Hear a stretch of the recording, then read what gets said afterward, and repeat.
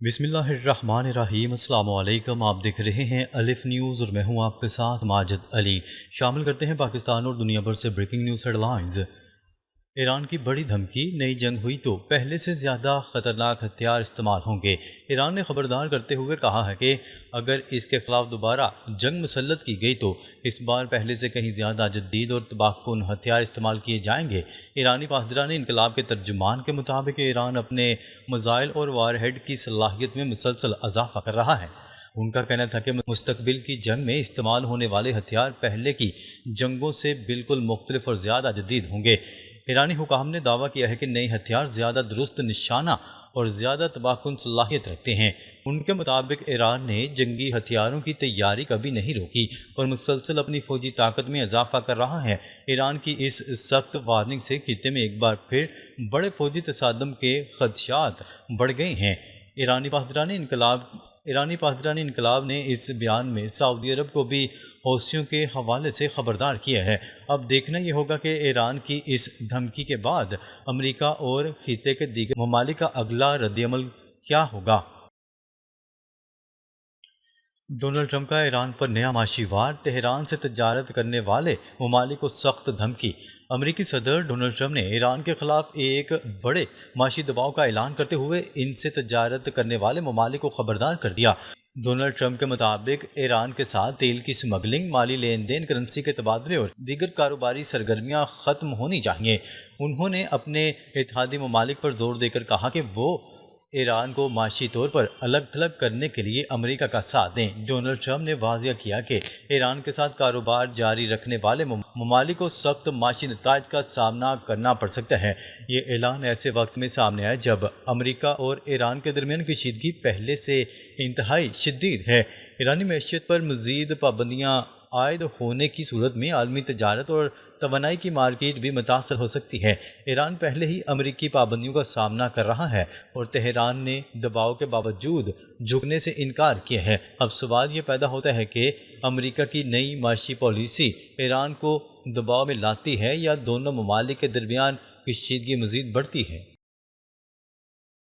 ایران نے Donald Trump کے معاشی دباؤ کو مسترد کر دیا، امریکہ کے اپنے قرضوں پر بڑا سوال اٹھا دیا۔ ایرانی وزیر خارجہ عباس اراغچی نے ڈونلڈ ٹرمپ کے ایران کے خلاف نئے معاشی منصوبوں کو سخت تنقید کا نشانہ بنایا۔ عباس اراغچی کا کہنا تھا کہ امریکہ ایران پر دباؤ ڈالنے کی بجائے اپنے اندرونی معاشی مشکلات سے دنیا کی توجہ ہٹانے کی کوشش کر رہا ہے۔ ایرانی وزیر خارجہ نے امریکی معاشی پالیسیوں کو تنقید کا نشانہ بناتے ہوئے کہا کہ اس طرح کا دباؤ کامیاب نہیں ہوگا۔ ان کے مطابق امریکی پابندیاں ایرانی عوام میں امریکہ مخالف جذبات کو مزید بڑھا سکتی ہیں۔ عباس اراغچی نے یہ بھی دعویٰ کیا کہ امریکہ خود بھاری قرضوں اور بڑھتی ہوئی سودی لاگت کے دباؤ میں ہے۔ انہوں نے امریکی قومی قرضے کے تقریباً $40 ٹریلین تک پہنچنے کا حوالہ بھی دیا۔ ایران کا موقف ہے کہ واشنگٹن معاشی دباؤ کے ذریعے تہران کو جھکانے کی کوشش کر رہا ہے، لیکن ایران اس دباؤ کے سامنے سرنڈر نہیں کرے گا۔ یوں امریکہ اور ایران کے درمیان فوجی کشیدگی کے ساتھ ساتھ معاشی محاذ بھی ایک نئی جنگ کا میدان بنتا دکھائی دے رہا ہے۔ بحیرہ احمر میں کشیدگی بڑھ گئی، حوثیوں کے سعودی تیل بردار جہازوں سے متعلق بڑے دعوے۔ یمن کے حوثی گروپ نے دعویٰ کیا ہے کہ اس نے بحیرہ احمر میں سعودی عرب کے متعدد تیل بردار جہازوں کو نشانہ بنایا یا واپسی پر مجبور کیا۔ حوثیوں کے جاری کردہ اعداد و شمار کے مطابق 20 جولائی کے بعد 48 سعودی تیل بردار جہازوں کو واپس جانے پر مجبور کیا گیا۔ حوثیوں نے مزید دعویٰ کیا ہے کہ 8 بڑے آئل ٹینکرز پر براہ راست حملے بھی کیے گئے۔ اس طرح سعودی عرب کے ریاض، نجران، جازان اور مشرقی علاقوں میں متعدد فوجی تنصیبات کو نشانہ بنانے کا بھی دعویٰ کیا گیا۔ دوسری جانب یمن کے اندر سرکاری فورسز اور حوثی جنگجوؤں کے درمیان لڑائی دوبارہ شدت اختیار کر گئی ہے۔ مغربی تعز اور البراح محاذ پر دونوں جانب سے شدید فائرنگ اور توپ خانے کے استعمال کی اطلاعات سامنے آئی ہیں۔ یمنی سرکاری فورسز نے حوثی ٹھکانوں کے خلاف جدید FPV ڈرونز استعمال کرنے کی ویڈیو بھی جاری کی ہیں۔ اس نئی صورتحال سے ظاہر ہوتا ہے کہ یمن کی اندرونی جنگ ایک بار پھر خطرناک مرحلے میں داخل ہو رہی ہے اور بحیرہ احمر کا بحران بھی سنگین ہو سکتا ہے۔ ایران کا مبینہ خطرناک منصوبہ، سمندری انٹرنیٹ کیبل کو نشانہ بنانے کا خدشہ۔ ایران اور امریکہ کے درمیان بڑھتی ہوئی کشیدگی کے دوران سمندر میں موجود انٹرنیٹ کیبلز کے حوالے سے ایک انتہائی اہم دعویٰ سامنے آیا ہے۔ نیوز رپورٹ کے مطابق ایران کی جانب سے ان کیبلز کو نشانہ بنانے کا امکان ظاہر کیا جا رہا ہے، جس کے عالمی سطح پر بڑے اثرات ہو سکتے ہیں۔ اگر اہم سمندری کیبلز متاثر ہوتی ہیں تو انٹرنیٹ، کلاؤڈ سروس اور عالمی ڈیٹا رابطوں میں شدید خلل پیدا ہو سکتے ہیں۔ اس کے ساتھ بینکنگ، آن لائن ادائیگی اور مالی نظام پر بھی دباؤ آنے کا خدشہ ظاہر کیا گیا ہے۔ ایسی صورتحال میں عالمی سٹاک مارکیٹوں میں بھی شدید بے یقینی پیدا ہو سکتی ہے اور سرمایہ کار محفوظ اثاثوں کی طرف جا سکتے ہیں۔ نیوز رپورٹ میں یہ بھی دعویٰ کیا گیا ہے کہ کیبلز کی مرمت میں رکاوٹ پیدا ہونے سے بحران مزید سنگین ہو سکتا ہے۔ اگر ایسا منظرنامہ حقیقت بن جاتا ہے تو اس کے اثرات صرف مشرق وسطیٰ تک محدود نہیں رہیں گے بلکہ پوری دنیا متاثر ہو سکتی ہے۔ یہی وجہ ہے کہ سمندری مواصلاتی نظام کی سلامتی موجودہ کشیدگی میں ایک انتہائی اہم مسئلہ بنتی جا رہی ہے۔ ایران امریکہ تنازع عالمی بحران بننے کا خدشہ، اتحادی ممالک بھی دباؤ میں آ گئے۔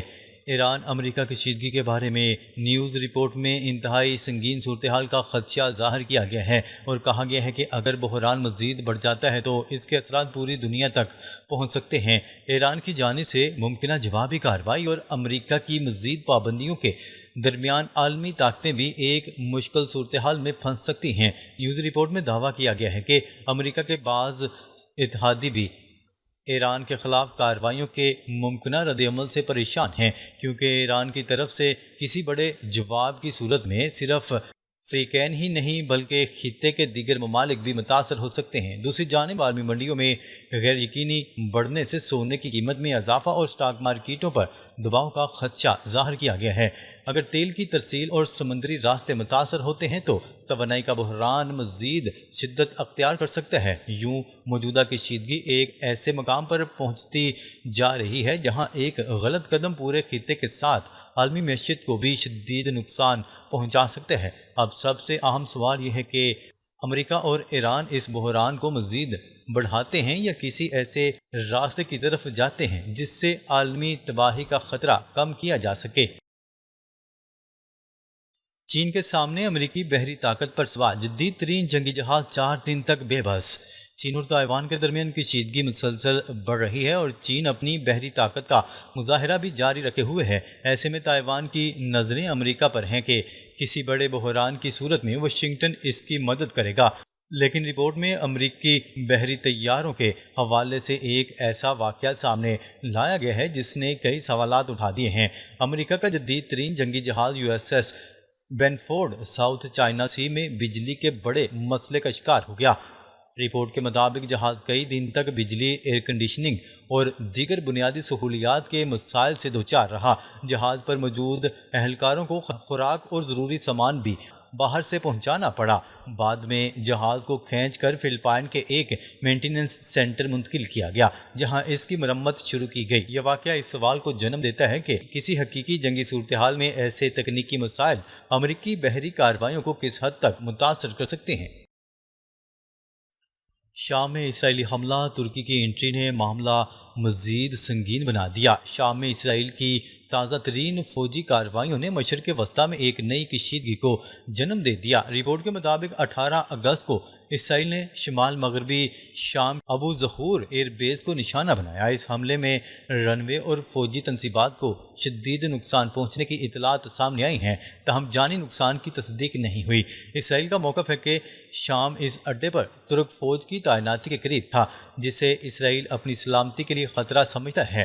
ترکی نے اس دعوے کی براہ راست تصدیق نہیں کی، تاہم ترک فوجی وفد کے اڈے کے دورے کی اطلاعات ضرور سامنے آئی تھیں۔ یہی وجہ ہے کہ حملے کو صرف شام کے خلاف کارروائی نہیں بلکہ ترکی کے لیے ایک پیغام بھی قرار دیا جا رہا ہے۔ دوسری جانب امریکہ کے شام کے لیے خصوصی نمائندے نے بھی اسرائیلی کارروائی کو غیر ضروری کشیدگی قرار دیا۔ اب سوال یہ ہے کہ شام، ترکی اور اسرائیل کے درمیان بڑھتی ہوئی یہ کشیدگی آگے جا کر کس بڑے بحران کو جنم دیتی ہے۔ اسرائیل کو شام کی نئی فوج سے خطرہ، دمشق کی دفاعی طاقت بحال کرنے کی کوشش۔ شام میں بشار الاسد حکومت کے خاتمے کے بعد ملک میں ایک نئی سیاسی اور فوجی صورتحال پیدا ہو گئی ہے۔ رپورٹ کے مطابق نئی شامی حکومت ملک کی فوج اور ریاستی اداروں کو دوبارہ منظم کرنے کی کوشش کر رہی ہے۔ یہی پیش رفت اسرائیل کے لیے ایک اہم سیکیورٹی تشویش بنتی جا رہی ہے، کیونکہ وہ شام میں دوبارہ ایک منظم فوج نہیں دیکھنا چاہتا۔ گزشتہ عرصے میں شام کے متعدد فوجی اڈوں، اسلحہ کے ذخائر اور فوجی تنصیبات کو اسرائیلی حملوں کا سامنا کرنا پڑا، جبکہ تازہ ترین ابو ظہور حملے کو بھی اسی سلسلے کی ایک کڑی قرار دیا جا رہا ہے تاکہ شام اپنی فوجی صلاحیت تیزی سے بحال نہ کر سکے۔ شام جغرافیائی اعتبار سے اسرائیل کے شمال میں واقع ہے اور گولان کی پہاڑیوں کے قریب ہونے کی وجہ سے اس کی اہمیت مزید بڑھ جاتی ہے۔ اسرائیل کے لیے خدشہ صرف ایران ہی نہیں بلکہ مستقبل میں ایک مضبوط اور منظم شامی ریاست کا قیام بھی ہو سکتا ہے۔ اسی لیے شام میں فوجی طاقت کی بحالی اب اسرائیل اور نئی شامی حکومت کے درمیان سب سے اہم تنازع بنتی جا رہی ہے۔ ناظرین، اب تک کے لیے اتنا ہی۔ مزید خبریں لے کر بہت جلد آپ کی خدمت میں حاضر ہوں گے۔ تب تک کے لیے اپنا خیال رکھیے گا۔ اللہ نگہبان۔